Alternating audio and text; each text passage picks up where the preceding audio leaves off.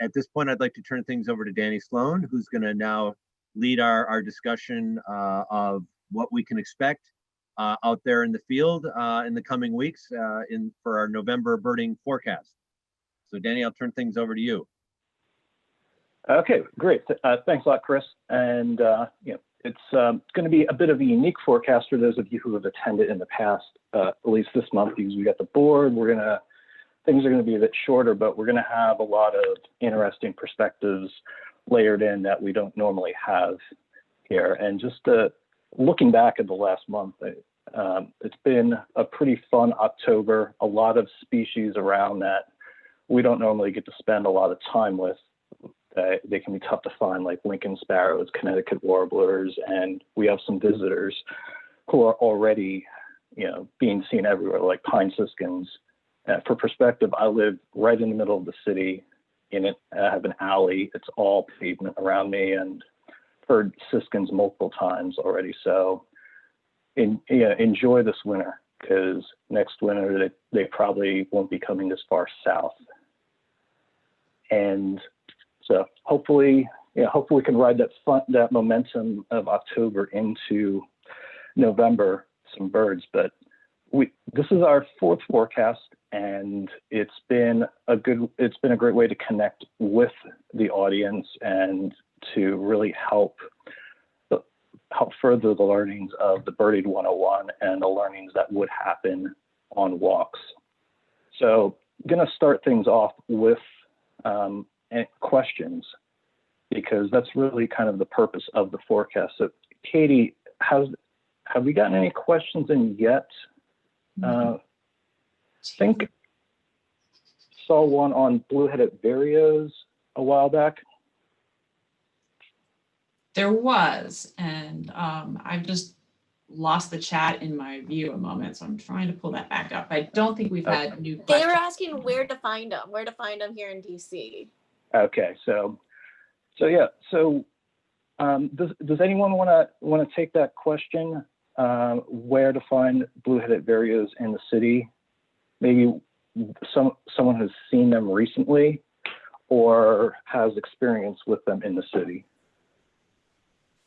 I can chime in. Where was it? I was at the Ridge.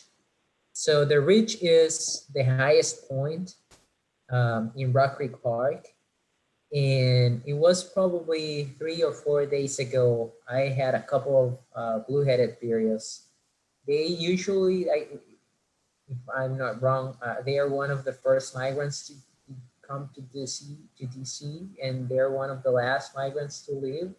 And right now it's a good time for that. So yeah, I had a couple of them at the Ridge. And if you give it a try, you might be able to see them. Yeah, Rock Creek Park is a great place for blue-headed vireos. I'd also throw out there Fort DuPont as well.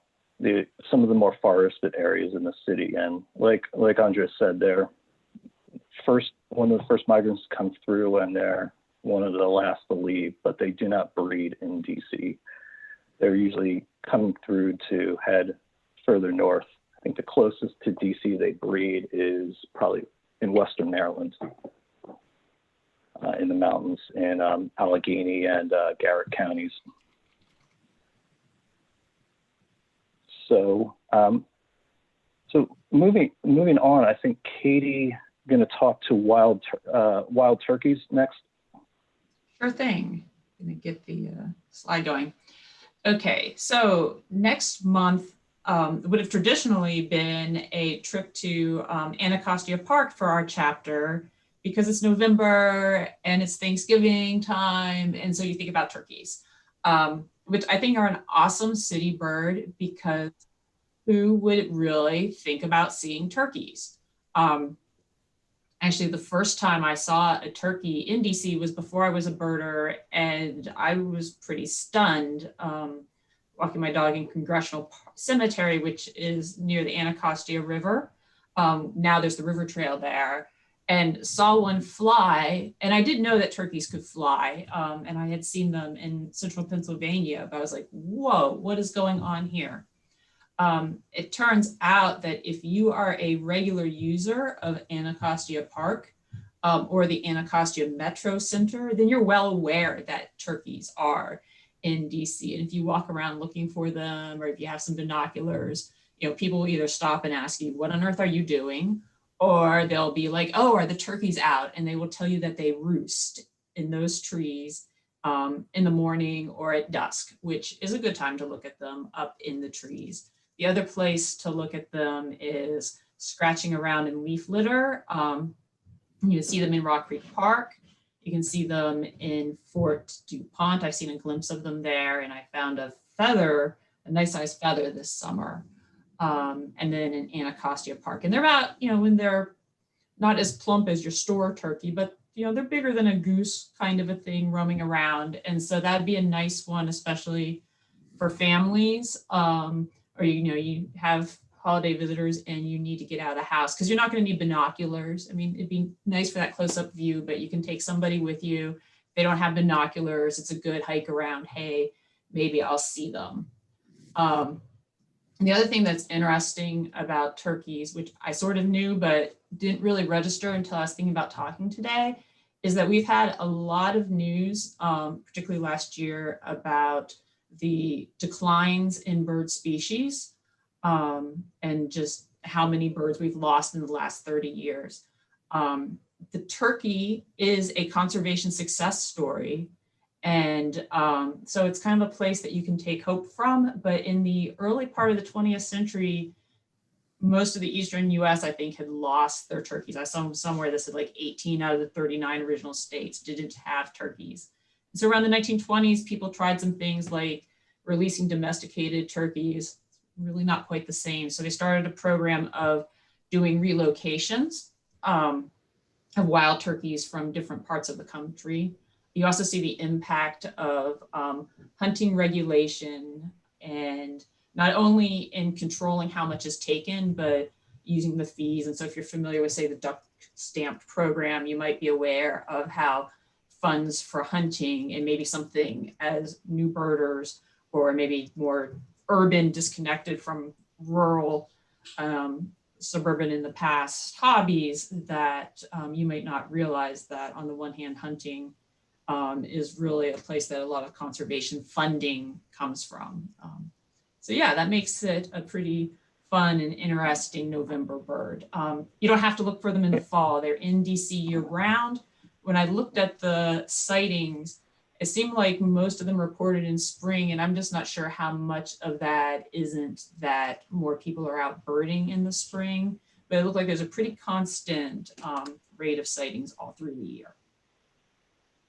Yeah, exactly. And Tyke, thanks for sharing that. It's definitely true. If Ben Franklin became president, wild turkeys would have ended up being a national bird of the U.S. But Tyke, are you on the phone right now? Do you want to talk a bit about the Black and Latin Birders Scholarship?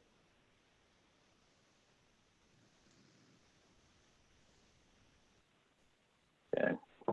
Tyke, you're unmuted. Oh, sorry about that. Happens to all of us at least once a day.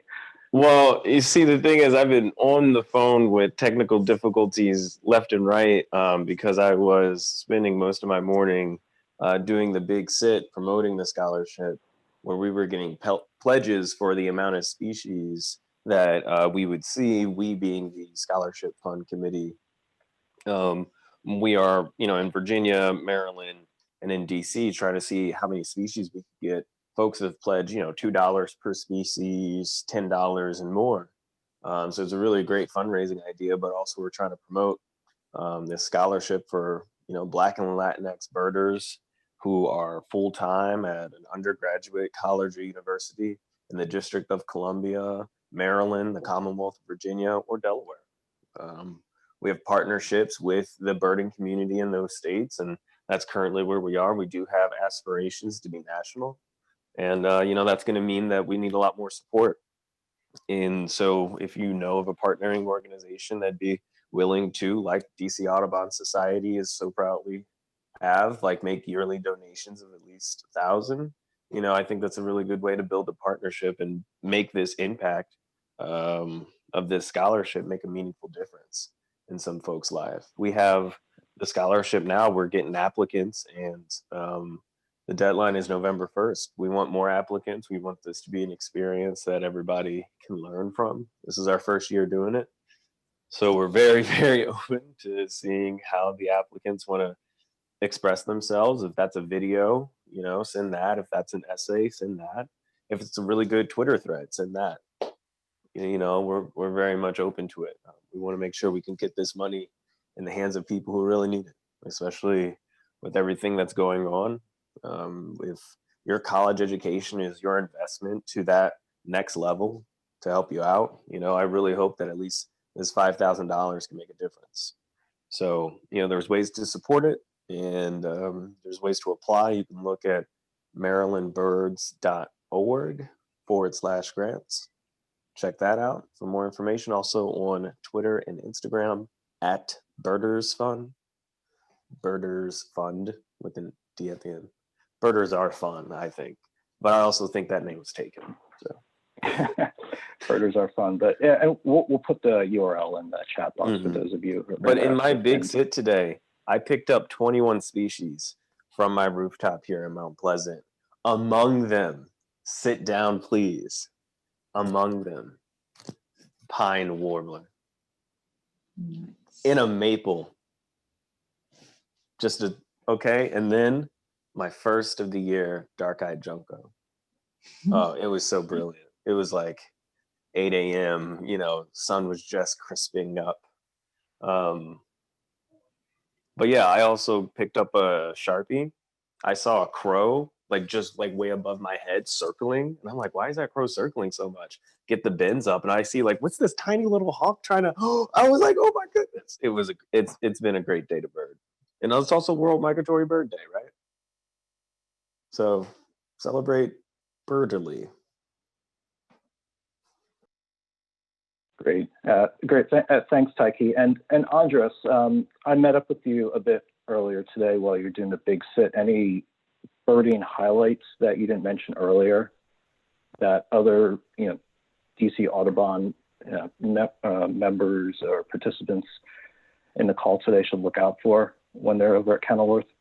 Yeah, so it was great to see you today, Danny. I'm really happy that a few of the local birders joined me today. Yeah, this is a team big sit. So basically we have people in DC, Taiki and I. We have people in Maryland and people in Virginia bird watching from the same place. Yeah, we were bird watching. We're gonna be bird watching the whole day. But one of my highlights was, and I think you were there, Danny, we had a couple of rough-winged swallows, northern rough-winged swallows. So it's a little bit late for those. So when we saw them, we were really excited. Also, the very first bird that I heard when I stepped out of my car was a killdeer. So that was great. And then the last bird that I saw was because of Nate. Nate is helping us with the links, with information of the birds that we were mentioning. Nate told me about a bald eagle. So I had a really good bird at the beginning and a really good bird at the end.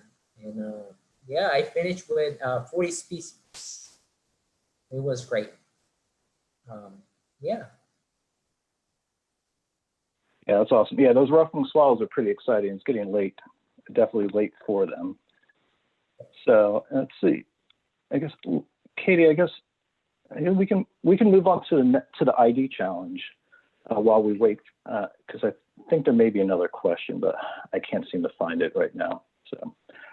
So last forecast we talked about eruptions, IRRUPTIO, and not eruptions, but an eruptive species are ones that are pushed from their normal wintering grounds south because of the lack of winter food they're eating. And purple finches, while a species that can be seen around DC in small numbers each winter, the numbers are definitely much higher this year, and it's because of the lack of seed crop. And it's very much a cyclical thing. It's not something that is tied to climate change or something like that. It's going back to my earliest days of birding. I would remember some winters we have many more purple finches at our feeders than other winters before I even knew what an eruption was. But one of the challenges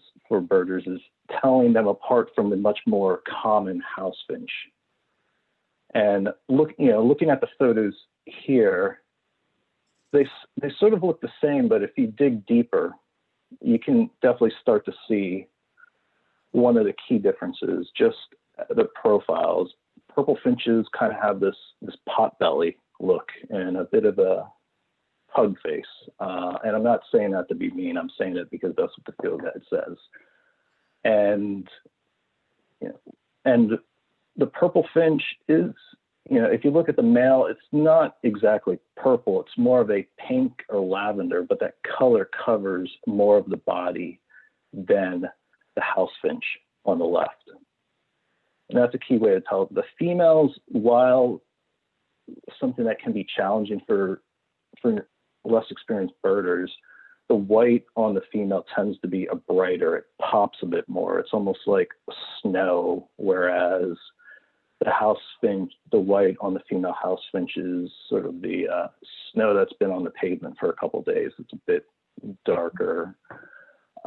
And, the stripes on the female house finch goes down the entire body, whereas the female purple finch, there's a clean white lower belly. But at least for me, the dead giveaway for the purple finch female is the apparent white, the very apparent white eyebrow called the supercilium, and the white line below the eye called a lateral cheek stripe. They jump out at you, and it's very much in contrast to the house finch female, which is much kind of plainer all in all. So, and both of them visit feeders in high amounts. So if you have feeders, keep them filled, clean them regularly, and hopefully you get some purple finches this year in addition to your house finch. So, Katie, do we have any questions? So we've had, and people are welcome to add questions at any time. I know we have some repeat attendees, but for those of you who are joining us for the first time, we really want to be question driven, whether we answer them now or in creating our content. But I think so far we've had one question in the chat, which was somebody asked about the blue-headed vireo we talked about before and how to tell if that's a kinglet or not, or distinguish the two. Cool.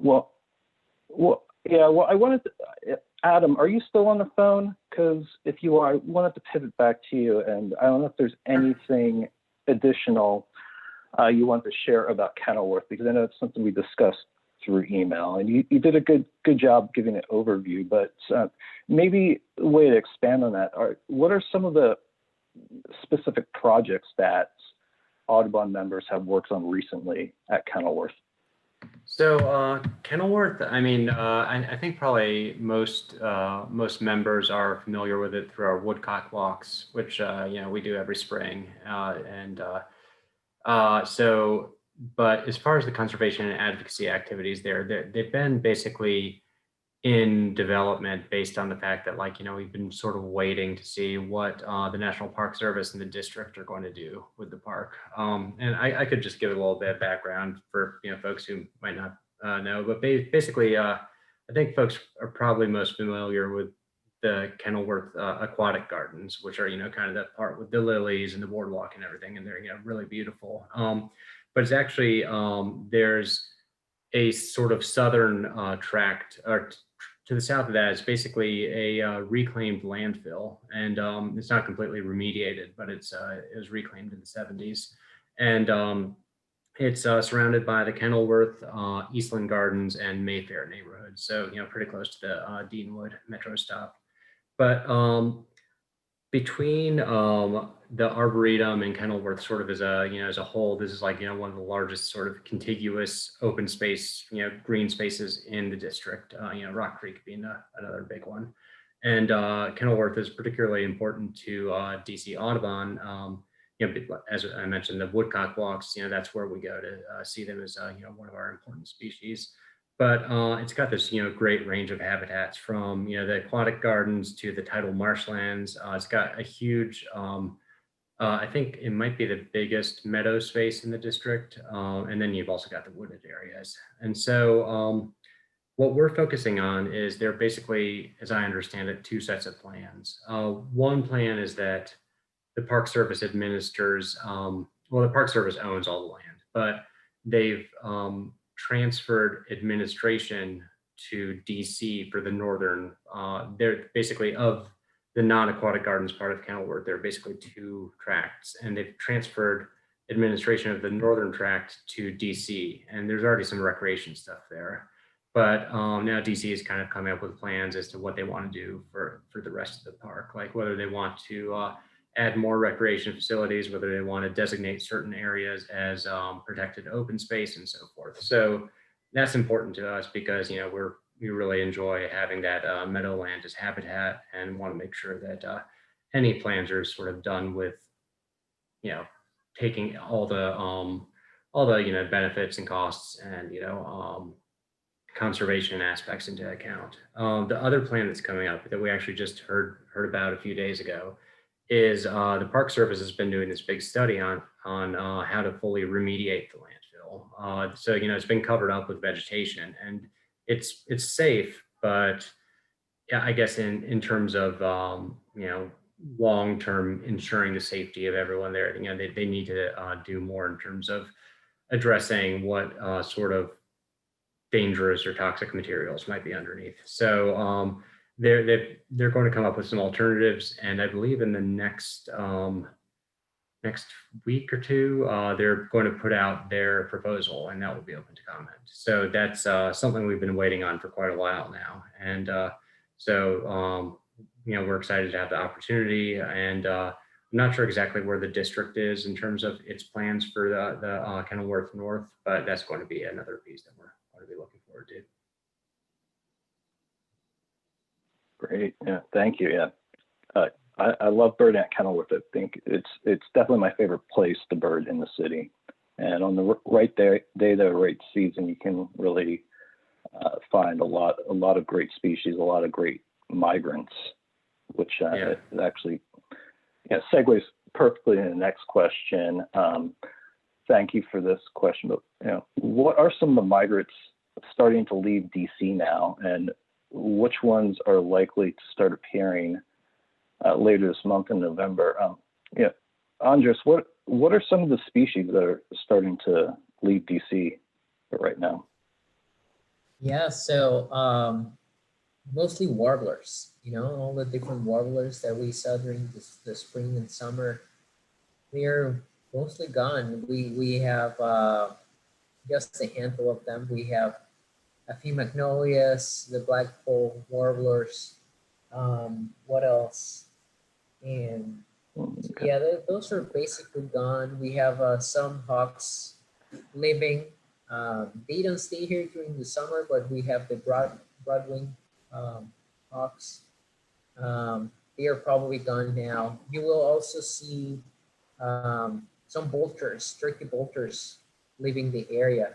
Right now, it's really interesting. If you look up, you might be able to see a group of vultures waiting for a heat wave to fly south, so that's really interesting. And for the winter, we're gonna start seeing yellow-bellied sapsuckers, finches, sparrows, different sparrows like the ones we already mentioned. So that's interesting. And then also a lot of ducks. That's something we're gonna be discussing in a while, in a bit. But all the waterfowl, it's gonna be really exciting. So it's a good time to prepare your scope.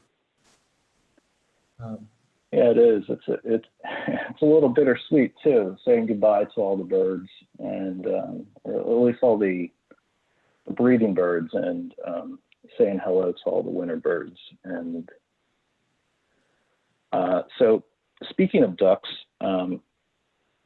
they're starting to come back soon. And I don't know if Taiki was serious or not, but he told me via email they have some duck jokes, and if they're for the entire family, love to hear one of them.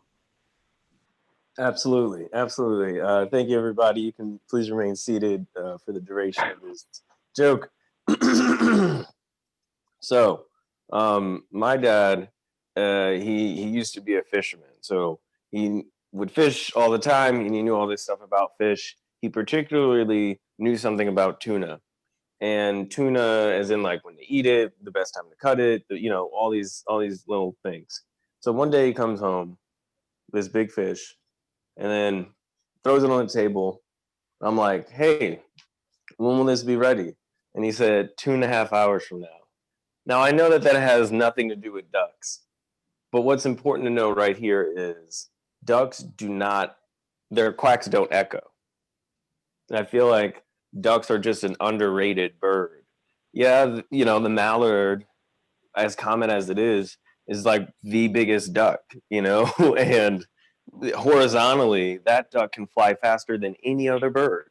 You know, like I just think we should give some more shout out to the ducks. So that was just a prep rally for the ducks. I'm not a duck expert, but I have seen some YouTube videos. Yeah. Thank you for your time. Hours. So I guess to talk a little bit about ducks. Most of the ducks, they vacate DC during the warm months.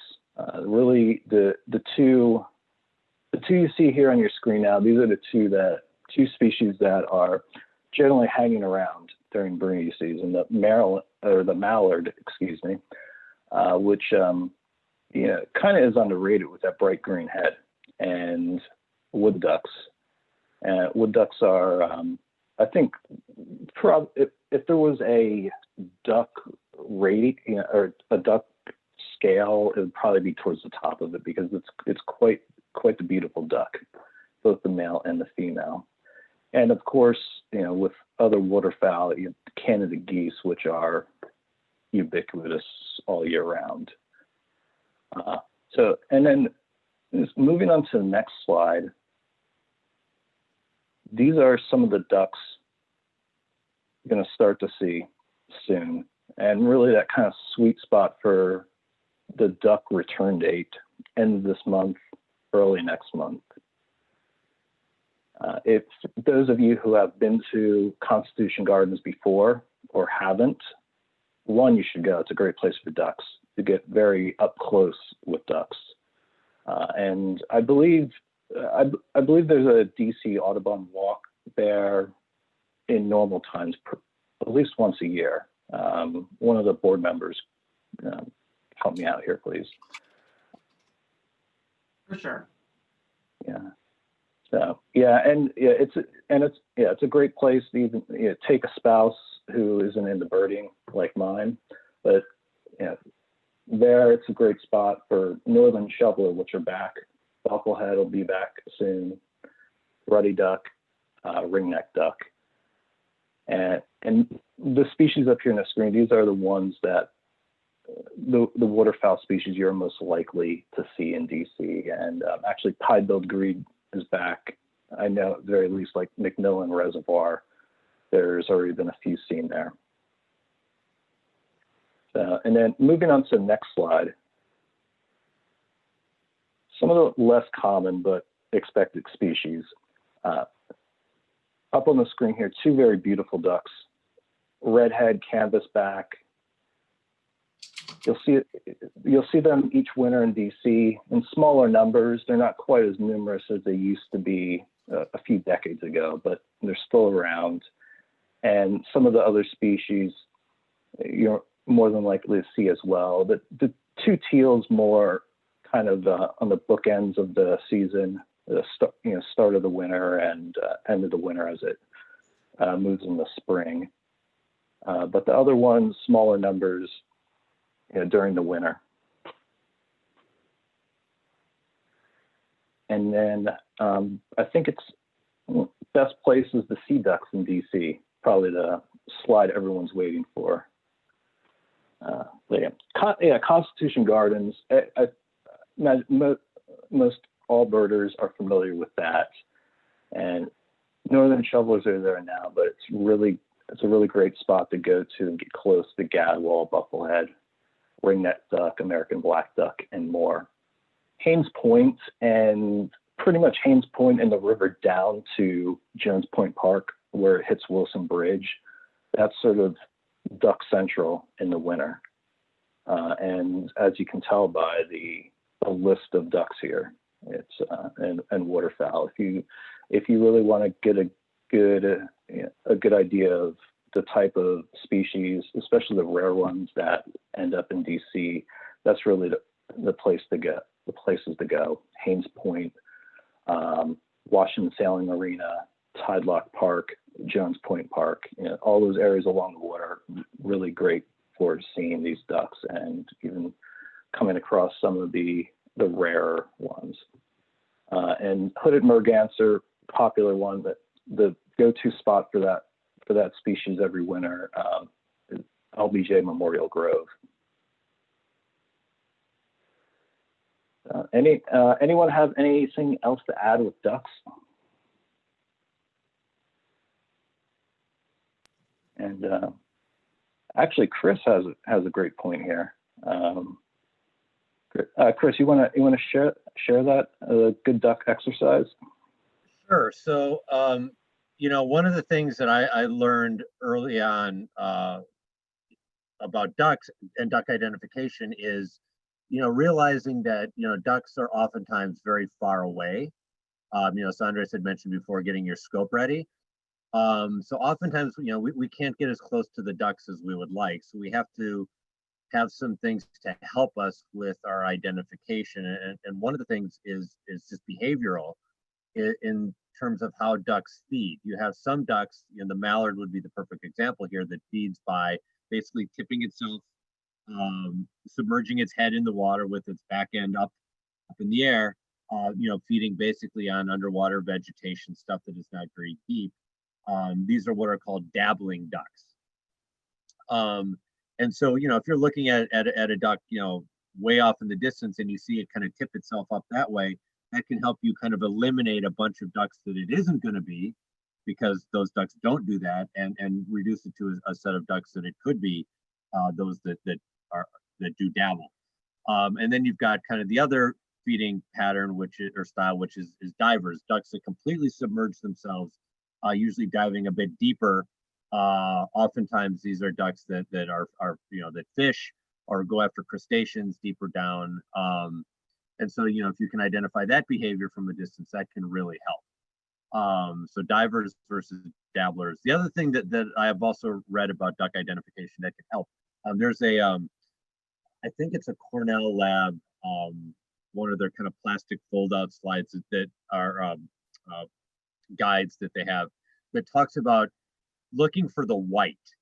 Because oftentimes, again, either at distance or in really bad light, looking at where the white feathering is on ducks can help you identify it from a distance, because they can be very, very distinct in terms of their feather plumage patterns. And where you might not be able to identify shades of blue and green or brown, but if you can see white usually at a real far distance, and so learning where kind of the white patches are on different types of ducks can also be really, really helpful when you're doing your identification. Good. Yeah, great points. And we did have one question. What's a good time of day to look for ducks? And I would say that mornings are generally a good time to look for any bird, but ducks are pretty easy to find most times during the day. And those who may make movements, you may not want to wait too late in the day, say past like an hour before sunset or anything. But they're unlike some other birds that tend to get quiet during the day, ducks, for the most part, are pretty easy to see all day. So I think that concludes everything for the forecast. And I do want to thank a couple people. Big thanks to Nate Graham, one of the Audubon volunteers, for helping out again with rare bird information and getting links out during the webinar, and the entire team that helped pull this together, Katie, Taiki, Dana, and everyone else. So I'm going to hand things off to Katie to close things out. Sure. Thank you. Thank you very much, Danny. Just to let people know, Nate just put a link in the chat, which is our feedback form. So we would be glad to hear your feedback on what you've heard today. You can reach out to us in many different formats. We, of course, have our website. DC Audubon Society is also on Instagram. We're on Facebook. We're on Twitter. I think most people who are here found us via the newsletter, but if you have not signed up, please go to our homepage, scroll all the way down to the bottom, put in your name and your email address, and that's pretty much it.